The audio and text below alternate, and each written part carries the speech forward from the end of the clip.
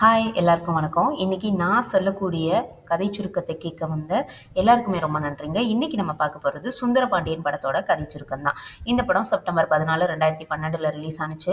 இந்த படத்தோடைய director Prabhakaran and music director Raghunandan. Producer யாருன்னு பார்த்தீங்கன்னா, இந்த படத்தில் நடிச்சிருக்கக்கூடிய ஹீரோ சசிகுமார் தான்.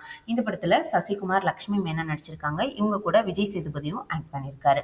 இந்த படம் பார்த்தீங்கன்னா லக்ஷ்மி மேனன் இருக்காங்க இல்லையா, அவங்க வந்து காலேஜில் படிப்பாங்க. சசிகுமார் வந்து ஆல்ரெடி படிச்சுட்டு இருப்பார். அவங்க வந்து காலேஜுக்கு போக வர இருப்பாங்க பஸ்ஸில். அதை வச்சு ஒரு கதை இது வரும். அது என்னன்னு பார்த்தீங்கன்னா, நார்மலாக ஒரு பொண்ணுங்கனாலே காலேஜுக்கு பஸ்ஸில் போவாங்க வருவாங்க இல்லையா, ஸோ அவங்களுக்கு வந்து நிறைய பசங்க வந்து லவ் பண்ணுறேன்னு சொல்லி பின்னாடி சுற்றிக்கிட்டு திரிவாங்க. அதனால வரக்கூடிய பிரச்சனைகள் என்னென்ன, அதை வந்து எப்படி சமாளிக்கிறாங்க அப்படின்றது தான் நம்ம பார்க்க போகிறோம். அதுவும் இல்லாமல் இந்த ஜாதி பிரச்சனை நிறைய வரும் இல்லையா, சில சில பேர் வந்து இந்த ஜாதிலாம் அதிகமாக பார்ப்பாங்க. ஸோ எங்கள் வீட்டு பொண்ணா நீ எப்பட்றா பார்ப்ப, நீ வந்து அந்த ஆளுக இந்த ஆளுக அப்படின்னு பேசுறது, அந்த மாதிரி கூட இந்த படத்தில் வந்து கொஞ்சம் காமிச்சிருப்பாங்க. படத்துக்கு போகலாமா நம்ம? இந்த படத்தில் பார்த்தீங்கன்னா சசிகுமார் வந்து அவங்க ஊரில் வந்து ஒரு நல்ல ஒரு பெரிய ஒரு ஃபேமிலி, எப்படின்னா எல்லாரும் மதிக்கிற மாதிரி நல்ல ஒரு வசதியான ஃபேமிலி. அவங்க அப்பாவுமே நல்ல ஒரு மதிக்கத்தக்க ஆளு தான். அதனால அவங்க இவர் சசிகுமார் வந்து அவங்க வீட்டில் எல்லாருக்குமே பயங்கர செல்ல பிள்ளை. அவங்க வீட்டில் நிறைய பேர் இருப்பாங்க, அதாவது கூட்டு குடும்பமாக வந்து வாழ்வாங்க.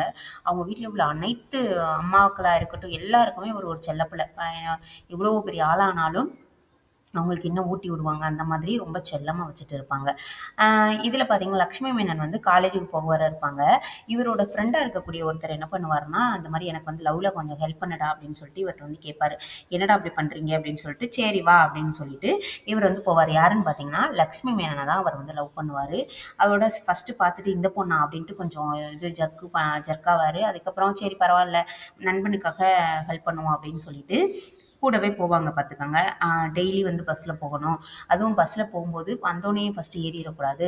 கொஞ்ச நேரம் பஸ் போனதுக்கு அப்புறமா சீன் போட்டுட்டு போய் ஏறணும். அப்பதான் பொண்ணுங்கலாம் பார்ப்பாங்க அப்படின்னு சொல்லிட்டு, இவர் வந்து இது பண்ணுவாரு. அப்போ ஓகேன்னு சொல்லிட்டு பஸ் எடுத்த உடனே அவர் போய் ஏறிருவாரு அவருடைய ஃப்ரெண்ட். ஆனா சசிகுமார் வந்து பஸ் போனதுக்கு அப்புறமா ரன்னிங்ல வந்து ஏறுவாரு. அப்போ வந்து எல்லா பொண்ணுங்களும் இவரை தான் திரும்பி பார்ப்பாங்க.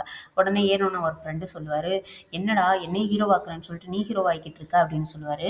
உடனே அவர் சொல்லுவாரு, நான் உன்னை என்ன சொன்னேன், பஸ் எடுத்தோன்னே போய் ஏறுந்தானே சொன்னேன், உன்னை யாரா அவசரப்பட்டு போய் ஏற சொன்னா அப்படின்னு சொல்லுவாங்க. இது இப்படியே போய்கிட்டு இருக்கும். அந்த பொண்ணை எப்படியாவது உன்னை பார்க்க வைக்கணும் அப்படின்னு சொல்லிட்டு போயிட்டே இருக்கும் பார்த்துக்கோங்க. ஆனா லக்ஷ்மி மேனன் வந்து சசிகுமாரை தான் பார்த்துக்கிட்டே இருப்பாங்க. இப்படி போயிட்டுருக்கும். என்னன்னு பார்த்தீங்கன்னா, ஃப்ரெண்டுக்காக இவர் போய் பேச வந்து போவாரு. இந்த மாரி உன்னைய வந்து லவ் பண்றான் அவன் அப்படின்னு. அதுக்குள்ள லக்ஷ்மி மேனன் வந்து சொல்லிருவாங்க, இங்க பாருங்க நான் வந்து உங்கள தான் லவ் பண்றேன் அப்படின்னு. என்னன்னு பார்த்தீங்கன்னா, ஆல்ரெடி ஸ்கூல் படிக்கும்போதே சசிகுமார் போயிட்டு இவர் இவங்க கிட்ட லக்ஷ்மி மேனன் கிட்ட போய் ப்ரப்போஸ் பண்ணியிருப்பாங்க. ஆனா அப்போ வந்து சின்ன பிள்ளை இல்லையா? அதனால நான் நான் வந்து வீட்ல சொல்லிக் குடுத்துறேன் அதுன்னு சொல்லிட்டு போயிருவாங்க லக்ஷ்மி மேனன். ஆனா அப்போ இருந்து சசிகுமார மட்டும் தான் அவங்களுக்கு வந்து பிடிக்கும். அதனால இப்போ வந்து சொல்லிருவாங்க, நான் உங்கள தான் லவ் பண்ணேன். அதுக்காக தான் நான் வந்து இந்த பஸ்லயே வந்தேன். இந்த காலேஜ்ல வந்து சேர்ந்ததுக்கு காரணமும் அதுதான். உங்கள பார்க்கறக்காக தான் நான் வந்தேன் அப்படின்னு சொல்லிருவாங்க. உடனே என்ன ஆயிடும் பார்த்தீங்கன்னா, இவங்க 2 பேரும் லவ் பண்ண ஆரம்பிச்சுருவாங்க. ஆனா அவங்க ஃப்ரெண்டு நான் என்ன நெனச்சுருவாங்கன்னா, இவன் வந்து வேணும்னே இந்த மாரி வேல பார்த்துருக்கான். நம்ம நம்ம வந்து லவ் பண்ண கூட்டிட்டு போனதுக்கு அவன் போய் ப்ரப்போஸ் பண்ணிட்டான்ற மாரி இது பண்ணுவாங்க. இவங்க என்ன சொன்னாலும் அவங்க வந்து நம்புற மாரி இல்ல அப்படி இருக்கும்.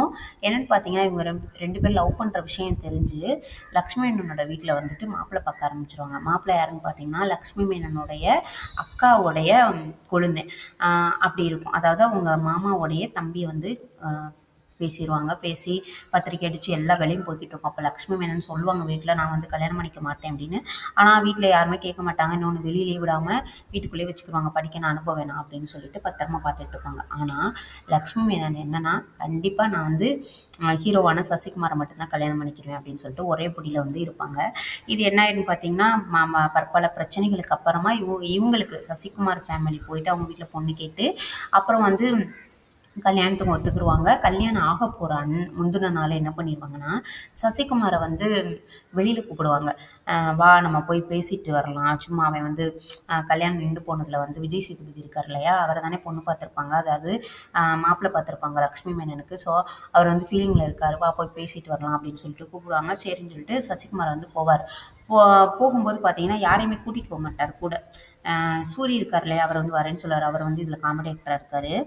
அப்போ வரேன்னு சொன்னதுக்கு வேணான்னு சொல்லிட்டு இவர் தனியா வந்து போவாரு. போன இடத்துல பார்த்தீங்கன்னா, சசிகுமார போட்டு தள்ளுறதுக்கான வேலைகள் இங்க வந்து நடக்கும். அப்ப அதெல்லாம் பார்த்துட்டு இவரு கொஞ்சம் அவங்கள்ட்ட இருந்து உஷாரா தப்பிச்சு வந்துருவாரு. அதுக்கப்புறமா அவங்க கிட்ட யார்ட்டயுமே பேசுறதே இல்ல. அந்த மாரி விட்டுருவாரு. அப்ப இவங்க 2 பேரும் கல்யாணம் ஆகி வெளியில கிளம்புவாங்க. அப்ப இவரு வந்து கேட்பாரு, சூரி வந்து கேட்பாரு, "கள்ளிக்காட்டுக்குள்ள என்னடா நடந்துச்சு?" அப்படின்னு கேட்கும்போது, அவர் வந்து எதுவுமே சொல்ல மாட்டாரு. "அதெல்லாம் ஒண்ணும் இல்லடா" அப்படின்னேன். "இல்ல நீ அதுக்கப்புறம் அவனுங்கள்ட்ட பேசுறதே இல்ல நான் பார்த்தேன். அங்க என்ன நடந்திருக்கும்னு என்னால புரிஞ்சுக்க முடியுதுடா" அப்படின்னு சொல்லுவாங்க. அப்பதான் இவரு சொல்லுவாரு சசிகுமார், "முதுகுல குத்துன அந்த நண்பனாவே இருந்தாலும் சரி, அத வந்து வெளியில சொல்லக்கூடாது. பரவால்ல விடு அவனுங்களுக்கு தெரிஞ்சிருச்சுனா அவ்வளதான்" அப்படின்னு சொல்லிட்டு போயிருவாங்க. இதுல என்னன்னா ஹீரோ, ஹீரோயின் வந்து கல்யாணம் பண்ணிக்கிருவாங்க இல்லையா? அதோட ஒரு குட் ஃபினிஷிங்ல படத்தையும் முடிச்சிருப்பாங்க.